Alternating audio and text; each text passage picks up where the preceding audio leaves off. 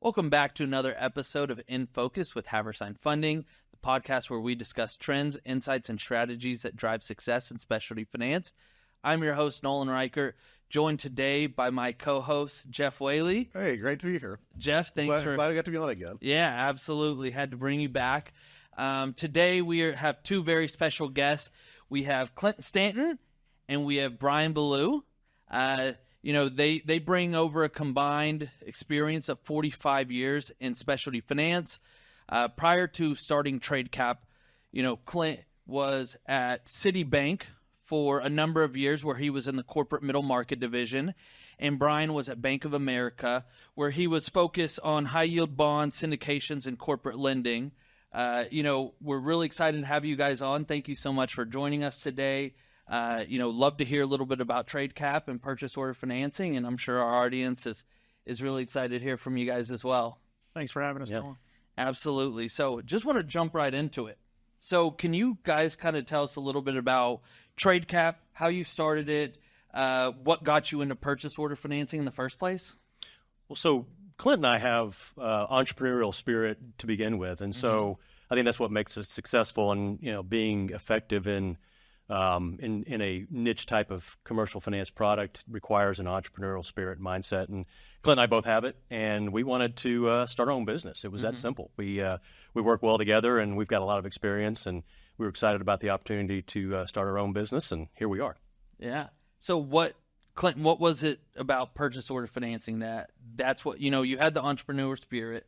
What drew you to that vertical specifically? Sure. So my time at Citibank actually is when Bryan and I first got introduced. So we were working indirectly on opposite sides of the table, which is how we developed and started the initial relationship, and then ultimately went together to work for about a decade before forming TradeCap. But I think we both saw that ultimately there was a way to go out, help businesses that are either fast growing or maybe in a situation of distress, provide incremental capital alongside other partners that we've known in the industry for a long time, and do positive for businesses as they work to grow, but then also do a positive for ourselves and being able to fulfill that entrepreneurial spirit. Yeah, that's awesome. So for our audience that, might not be aware, what is purchase order financing? Could you guys explain that a little bit? Purchase order financing is really a short-term funding solution. It's transactional capital. And that capital is used to acquire or manufacture goods that are being sold under orders and contracts. Okay. So could you walk me through like an example of how, if I was a business owner, how could I use your product? Yeah. So, probably an easy example would be just you have finally gotten a big order that you've been working hard waiting for. And it's the old adage of, now that I've got it, now how am I going to fulfill it? Exactly. And it's a good problem to have, but, with a purchase order funding solution, now you can go out based on the orders that you have and who you're selling to, go out and secure payment to those suppliers and not be worried about lack of working capital or supplier credit to be able to fulfill and execute under the orders that you've been working hard to get in the first place. Right. So, our purchase order solution is essentially bridging a gap to cover up to 100% of the cost of goods to fulfill deliveries that you have under those orders. And that can include not only the cost of goods, but also freight, duties, logistics, warehousing, some direct labor if needed as well, so that you can confidently go out and say, hey, yes, I can take this order. You can go to your supplier and say, yes, I can take care and accommodate your payment needs. Right. And you can execute without having to give up on the order or giving up equity, which is obviously the most expensive form of financing. Because that's like the natural progression, right? As you scale, you get to a point where you need to bring in someone like yourself to fulfill that PO. I've seen companies that one specific is a bakery, right? That started out with just I believe she was in Sam's Club. And her product flew off the shelf. Sam's Club came right back to her with a very large order that she was unable to fulfill. Thankfully, she gave me a call, and I was familiar with how to, help her, point her in the right direction. But that's sort of the natural progression with a lot of these small businesses is as they scale, they're going to have to eventually bring in someone because you get to that point where if your product is successful, people are going to want more of it, and where does the money's going out faster than it's coming in? Well, in a lot of these small businesses, they're not going to necessarily have the resources or maybe even the sophistication to be able to adequately finance and capitalize their business. They want to do what they do best. Go sell product. Yeah. PO finance can be that transactional solution that allows them to do that. Now, for a business owner, is there anything specific that they kind of need to have in order, before they call you, or is it just, hey, if I just started and got an order, what's kind of the criteria that you guys look for? So we hear from business owners all the time that are in different stages.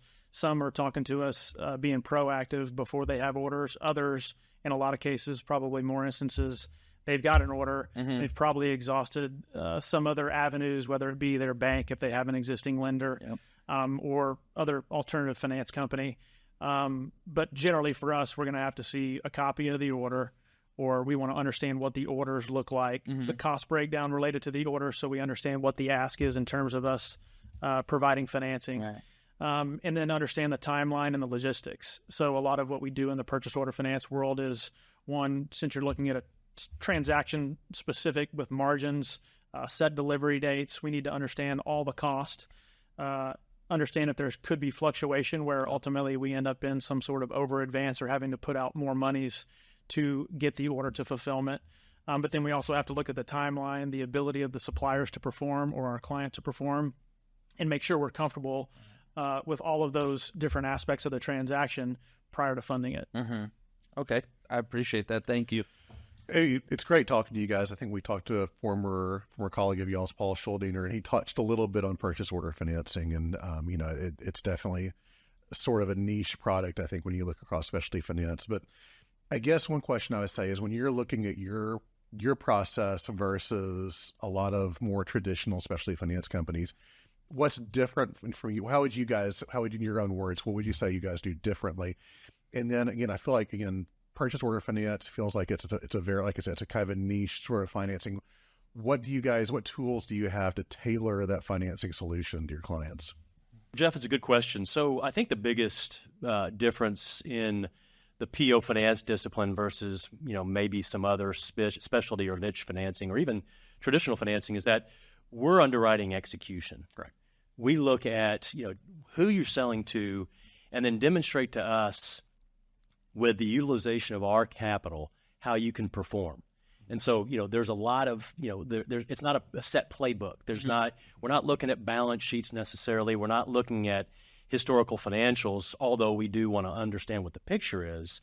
But we're focused on the here and now and where the company is going and how can we structure something that enables the client to successfully fulfill the delivery, but also do so in a safe and efficient manner, and make sure that these goods are produced on time in the quantity and quality to fulfill the deliveries with those customers.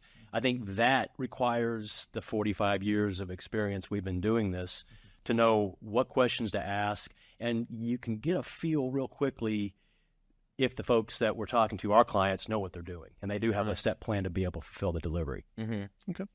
Now, I want to jump into trends, but before I go there, are there any specific industries that really could utilize PO financing or do, and are there any on the flip side that, it's just not a fit for any reason? Great question. I would say just traditionally PO financing, a lot of it has been structured around retail and wholesale businesses. That landscape or those type of companies tend to receive the large orders from, let's say, a Walmart or a Costco or a Target, whereby they go from 0 to 10 million in a matter of 6 to 12 months. Those types of businesses that have rapid growth or seasonal finance needs lend itself very nicely to a PO finance solution. There's other instances where TradeCap provides production financing or work in process financing. So generally, PO financing has been known more as trade finance. That's one of the feathers in Bryan and I's cap that we feel like we have, is we're stepping in to provide PO financing to manufacturers as well. And so we also work with manufacturing companies that might be sourcing raw materials, components. We finance companies in the food and beverage space where they're utilizing co-packers. But those industries as well oftentimes receive large contracts or orders, and we're able to step in and provide a PO finance solution around that, taking on the various kind of supply chain risk of multiple vendors that they're dealing with, but then also the value add manufacturing process that they complete in-house or with an outsourced contract manufacturer. Oh, the genesis of PO Finance really started when big box retail came in and started, putting these big orders on these small businesses. Yeah. Yeah. Previous it was, hey, we've got small orders with, our customers, and we can fulfill it onshore. And all of a sudden, because of comparative advantage and because the size and scale of what retailers were doing, you had to go out and you had to go source effectively, and that meant offshore. And so the traditional banks no longer were comfortable financing production offshore and taking on that transit and in-transit inventory risk. And so PO Finance kind of out of necessity bridged that gap that was caused by the fact that we were moving product offshore, driven by the demand from these big box retailers. That's really what drove it. So to Clint's point, retail by sheer nature lends itself well to PO Finance. I think probably the easiest answer to that is flipping the coin on the other side and saying, well, what industries are challenging for PO Finance? And those are the lower margin, more commodity type driven items. Sure. Yeah. You've got to have the margin to support the financing, not only from our perspective to give us coverage, but also from the economics to the customer as well. And then there's other, the construction and progress billing and things that are difficult. Construction, immediately the progress billing. And third party, medical payables. Other than that, we're pretty agnostic. It lends itself real well for a lot of different industries. And then those service-based businesses, because there's no tangible goods that ultimately are being sold or bought under a service-based contract or order. Yep, you got to have the tangible product. So, obviously, the way you described it is, for PO, the typical client in PO Financing is a company that they've had a large order, so their demand has jumped dramatically. And I guess, and my understanding of it, and please correct me if I'm wrong on this, is generally once they kind of get past that initial order, they probably move more into more traditional forms of financing beyond that. So I want to make sure, I'm understanding it correctly, but two, when you look obviously at the growth and where's the growth coming from? Is it you're seeing it just from a lot of new businesses just taking off, or where is your growth, or new industries? Where do you see the growth coming from in the space? Well, I think it's driven by several different factors. I think it's driven by the fact that these small businesses now know that they've got access to capital, so they can take on the orders they've been working hard to get. Yeah. I think that there is the dynamic of obviously the scale of the orders that are being issued to them from big box retail, but there's also a lot of other bigger orders that just by sheer nature in relation to their business require PO Finance, and it's not necessarily that there's a macro trend. It just happens to be, hey, this is an opportunistic buy, or they just got a chunky sales cycle in their business. They're contract driven. Traditional banks don't like lending to those companies because of the uneven cash flow. Exactly. That's where PO Finance can help spread the risk. And Jeff, you make a really good point. Some of the value to PO Finance is not necessarily the direct orders that we're financing at that time and the fulfillment. It's also the strengthening of the relationship with the end customer that our clients are selling to, because the customer says, oh, now we can count on you to fulfill deliveries on time. Now you're a good supplier that's well capitalized. And then two, suppliers are able to our clients are able to go back to their suppliers and say, hey, look, guys, we prepaid you for the last 6-9 months. Now you got to give us more favorable payment terms. So now all of a sudden they can self-finance just with the utilization of our capital. So there's multiple sides that it benefit. And that, I think what you're pointing out, that's the transition. Like when I try to get my head around, okay, well, when you're moving to kind of up, maybe downstream or upstream, I guess, and the types of financing, that differentiation you talk about suppliers as far as the terms from suppliers, that's something I hadn't considered. That's a very interesting I'd say that's one of the most overlooked benefits of PO Financing. We have a lot of customers over the years that have come to us, and while we sometimes get pushback on cost of capital because PO Financing is naturally more expensive as you go down the chain, a lot of people actually get it and say, oh, I don't care because it's basically going to be the same cost of ultimately if somebody were giving me an early pay discount. But what you're helping me do is you're helping me build credit with my suppliers. And I know that I'm doing this for a period of time so that I can go back and command terms with my supplier, or maybe I'm able to prepay them but negotiate a discount because I'm paying them up front, and that discount's covering the cost of my PO financing. No, that's interesting. Before we get too much further, you pointed out as far as the big box retailers were driving a lot of the PO financing. obviously, I think we've probably seen a little bit of a downturn in the big box. I mean, like, the Best Buys of the world, we don't see them as active. So where do you, I mean, you kind of hinted at it, where do you see like the demand that a lot of your clients are getting coming from for these large orders going forward? Well, we're seeing a lot in the private, a lot of the companies that are producing goods or selling to, say, for instance, prime contractors to big government. Where we see a lot of government contracting, and whether it's directly with the government or with large primes that have a overriding contract and they're buying from multiple suppliers. But our client is necessity not only for the product that they're selling, but also maybe they fit a small business designation as well, or a minority owned or a veteran owned business. And those are folks that need the capital the most. And these are, look, a $2 or $3 million order from a big prime or the U.S. government is a drop in the bucket, but that's a whole year or two for some of these small businesses. And that's really one of the most rewarding things I think about our industry is being able to really touch businesses like that in a way that and give them access to capital they wouldn't otherwise get. I guess while we're on the subject of trends, everyone talks about AI and technological transformation, but what do you see? How is that touching your space? So with respect to technology, this is where I would say kind of sticking to your knitting has been one of the cores of what Bryan and I have done for as long as we've done it. But we've watched a lot of finance companies come and go, a lot of which have been described as fintech or utilizing some sort of technology into the PO finance process. And really for us, I think we would agree, and let Bryan comment on it as well, but really sticking to our knitting and ultimately the blocking and tackling of the high touch nature of PO financing, and that's everything from on the front end on the underwriting piece to and understanding margins, understanding where there could be variability and ultimately additional costs that you have to come out of pocket for when your client can't come out of pocket because you're covering 100% of the cost, all the way through the logistics aspect of it, and then monitoring it all the way through to ensure that we're checking in to make sure we understand where the status of the goods are relative to delivery dates. There's a high level of things that can't be done through technology in the PO finance space. Right. And what we've seen a lot of over the years, as long as we've been doing it, is it always comes in cycles, but you have the cycles of the people that are trying to implement technology.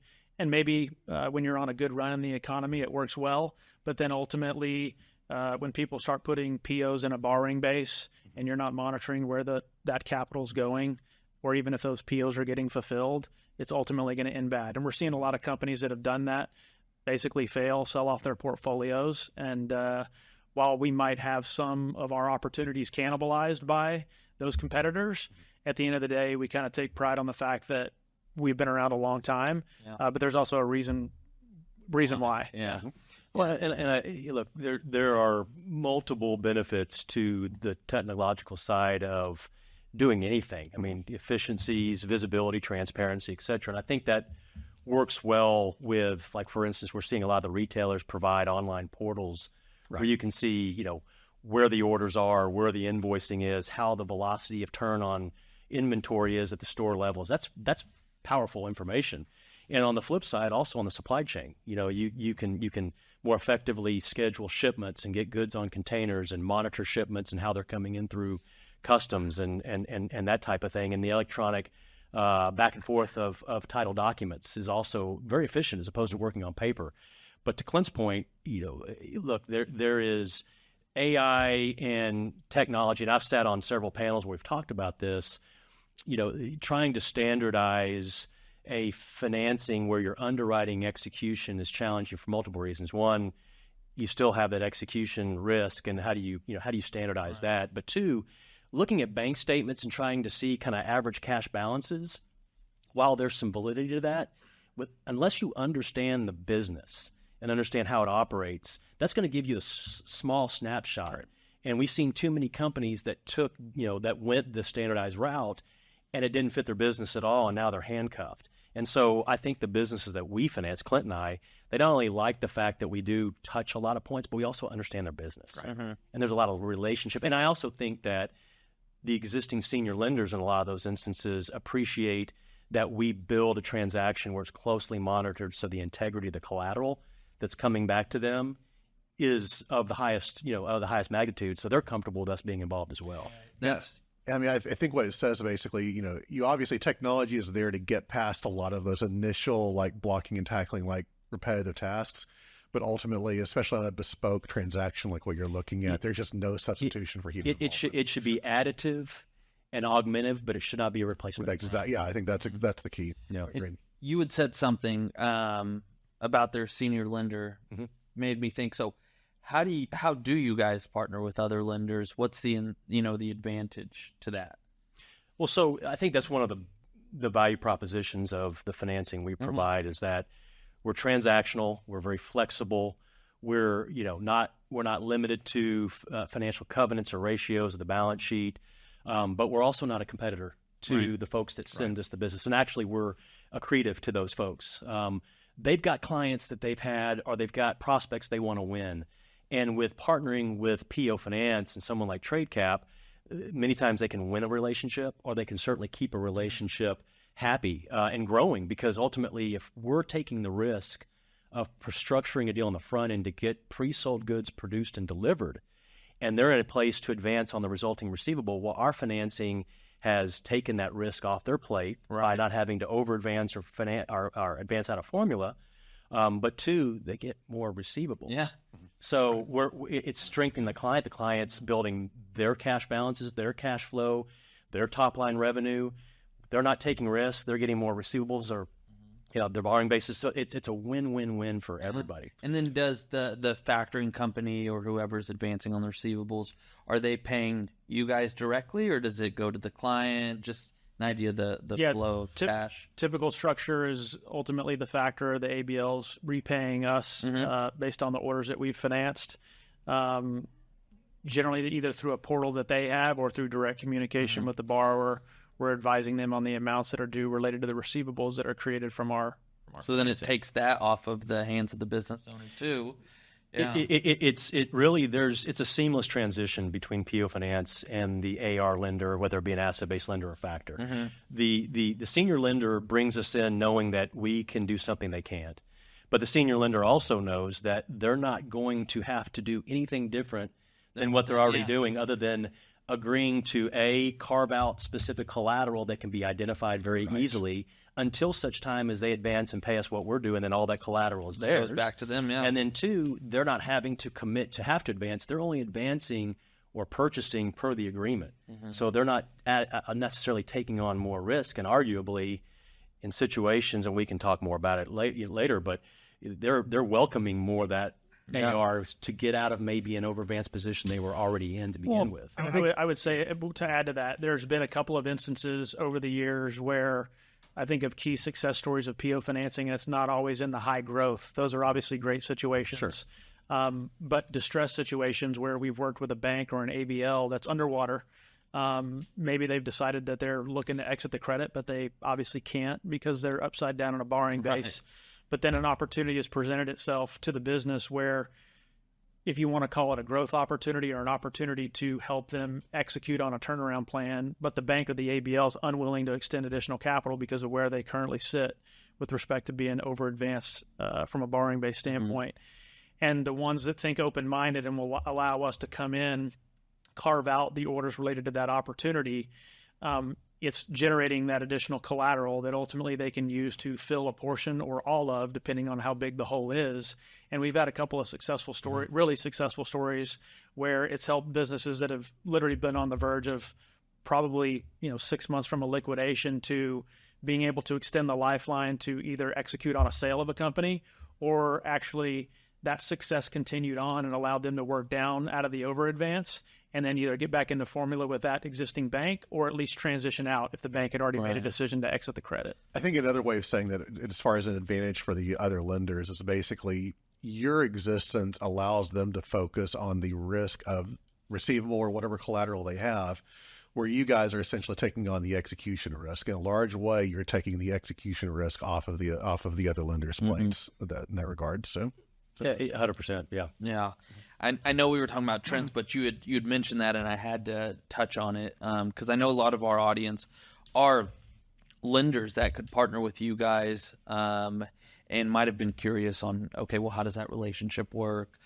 So I just wanted to bring light to that so you guys could kind of inform me, Jeff, and our audience as well.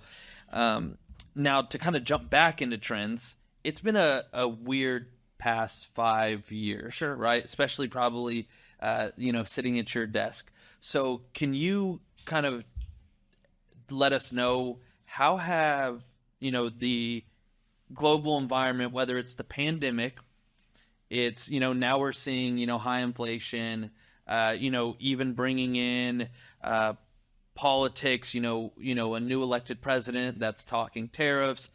How have you guys seen the industry change, and kind of where do you see it moving? Well, I mean, the good thing about Clint and I is the 45 years of doing this, we've kind of been through these business cycles. It's the catalyst under which, these changes happen may be different, but ultimately the end result is still, the challenges are still the same, whether it be, two planes hitting towers in New York or the 07-08 financial crisis or the pandemic. You got a lot of uncertainty. Right. And people don't like uncertainty, and certainly traditional banks don't like it either. So there's more of a need for this type of niche financing that can come in to bridge the gap. Mm-hmm. I would argue, or we could say that, we're there's a variability in the uncertainty of tariffs. Hopefully, a lot of these tariffs will either be transitory or absorbed, but there is going to be something that needs to be addressed, and that strengthens the need for additional financing like ourselves, because there is going to be margin compression. There's no way to get around it. Right. And with margin compression comes, stress on the financials. It comes stress on the payables with suppliers. And so that's another reason why PO Finance can help bridge a gap as we kind of all normalize ourselves through whatever this period is going to be. You had, the astronomical increase in shipping rates that were not able to be passed along. And you had, boats that, you had scheduled 2 or 3 months in advance and your containers got bumped. And so you're missing delivery dates, or you had boats coming into ports and they were sitting out there for 2 months. I mean, these are things that you just can't control. And so how do you mitigate those risks? How do you handle them? You hope you've got a finance company, like we mentioned, that understands your business, that knows who to talk to and knows how to talk through things to be able to address it, but also structure it right the first time, so that everybody's protected. And not only our clients, but also the suppliers as well. We all have the eventual end game to successfully execute, but there are things you just can't underwrite for. No. And then having seen, I would say, with the experience and the history of working through different situations, whether it be shipping crises, we had the port strike that was, 12 years ago or whatever it was. And threatens continue to this day, Then obviously everything associated with the pandemic, increased of just cost of goods through tariffs, but then also shipping cost. That's one of the things where we're beneficial to a business owner, even though they might not know it, when we're asking certain questions around, what are your freight costs? Well, for somebody that just has taken someone's word for the fact that, it's $2,500 a container, again, it goes back to the human element. Well, we're going to call the freight forwarder, or we're going to say, hey, let's see a copy of that quote, because it really might be $8,000 a container. And if it's $8,000 a container versus $2,500 a container, and that order we're financing is requiring 20 containers worth of goods, that's a big fluctuation and ultimately the margin associated with that transaction. And we've actually run into a lot of customers, I would say, probably more earlier stage, that they are not as well versed because they're just learning and trying to figure all this out as well. And so we've been able to really be a resource for them to make sure that they understand truly what their margin looks like, whether it be, hey, I don't know what my harmonized tariff code is for these specific goods. Well, you better go figure it out, because you might not want to sell those goods to Target if you've got another 14% coming out of your only 20% margins. How do you guys stay informed and on top of everything that's changing day by day?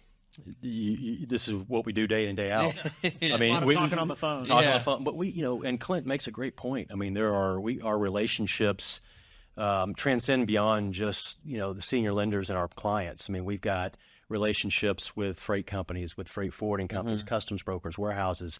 I mean, we stay on top of what truly is going on. And to Clint's point, I mean, adding value by being able to say, hey, look, you may not have a good relationship or handle on your logistics. Let us offer you some of the relationships that we have. Benefits everybody. So how do we stay on top? It's our business. We've got to know what's going on. And that's where our monitoring and our structure allows us to know almost daily, actually daily, what's going on with our transactions. Yeah. I mean, one question I would say, moving above and beyond kind of your company's place, TradeCap's place, and everything going on.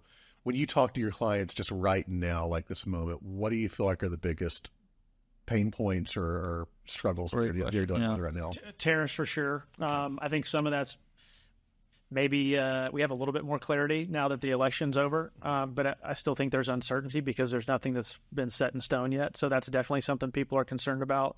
I think ever since the pandemic, freight costs, those have fluctuated. I think towards the end of this last year, we saw a rise again, which seems to be a annual common occurrence now, whether it be sea freight or air freight as you're leading up to the holiday season for whatever reason. I know it's more inventory flows, but you would think at this point they would have enough capacity to solve that problem. I would say those are the two on my list that we hear most about is tariffs. So anybody importing is going to have obviously increased costs, and then same shipping costs, logistics costs. I think, and in addition to, those, the pain points is really managing expectations from the borrower that we have to do with the borrower. Having them understand that, hey, we're not trying to be too intrusive in your business, but we truly want to understand and make sure that you understand what it takes to fulfill these deliveries. And look, there's cost of capital. Folks have sometimes unrealistic expectations as to what the true cost of capital is. And cost of capital is not necessarily, the number in front of the percentage. There's risk profile, but there's also value and flexibility. PO finance, you can use as you need to. You can use it for short periods of time, and moving capital that essentially exceeds what the company's done all last year in sales for 60 to 90, maybe 120 days, while the yield makes sense from a lot of outside investor standpoint, it's very inefficient. It's very hard to move capital for short periods of time. Yeah. And so to the borrower, understanding that, hey, this is a tool that I've got access to at any time I need, but also knowing that this is really just an additional cost of goods sold to these specific orders that I can quantify as opposed to the overall business makes a lot of sense to these folks. Wow. Yeah. Good. Well, I mean, we could sit here and talk for, another 2 hours. I'm already 30 minutes. Yeah, Where'd the time go? I still have every time you guys answer a question, my mind just kind of spins, and I think of more. For our audience, our listeners, and myself, what would you say are some key takeaways that are important for whether it's lenders or small businesses? What would you like them to walk away with? I would say for lenders, just knowing that we're here as a resource for them. Obviously, we're a trustworthy partner in the commercial finance space, whether it be working alongside banks, ABLs, or factoring companies.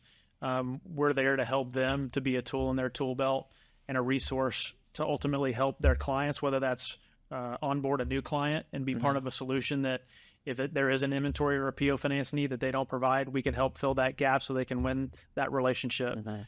If it's an existing client, we can help them grow through maybe a time that they can't support if PO financing is needed. And if it's in a distressed type situation, it's either helping them prolong ultimately the longevity of that relationship to either exit that relationship, if that's the plan, or to rehabilitate, help the company get back in formula so that they can continue on financing. But I would just stress the desire of us to be a partner for other folks in the finance community. That's great. Yeah, I'd mirror that, and also, hit on the fact that our value goes beyond providing additional capital, to fulfill deliveries. It's the expertise of understanding how to make sure that we're structuring transactions where everybody is safe. We understand, the risk of when title transfers and when risk transfers, and making sure we're scheduling inspections and making sure we're doing verifications on orders. All the things that every lender, loves and wants to do, but maybe not necessarily is very adept at doing it. So, we're not a competitor. We're an augment to you, and look, we're a great transactional tool and partner because we've been around a long time. We've got a lot of relationships, and I think as more things change, more things still stay the same. We stick to our knitting.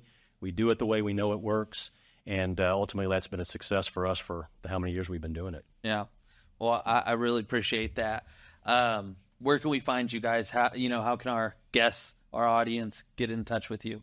www.tradecappartners.com. No, there's not a lot of us out there. So we've developed a lot of good relationships with the ABL factoring community. We do have obviously an online presence. I don't know if we need to give specifics out in terms of phone numbers, but there's not a lot of us out there, and we've been doing it for a long, long time. So hopefully we're easy to find. I think we got to come up with a jingle now. Yeah, y'all do get a commercial going. Well, it's been great speaking to you guys, really, Jeff. Thank you so much for joining me. It's always nice to get out of the cage every so often. And to our audience, thank you once again for joining us on another episode of In Focus with Haversine Funding. Remember to stay informed, stay inspired, and stay on course to growing your financial platform. Till next time.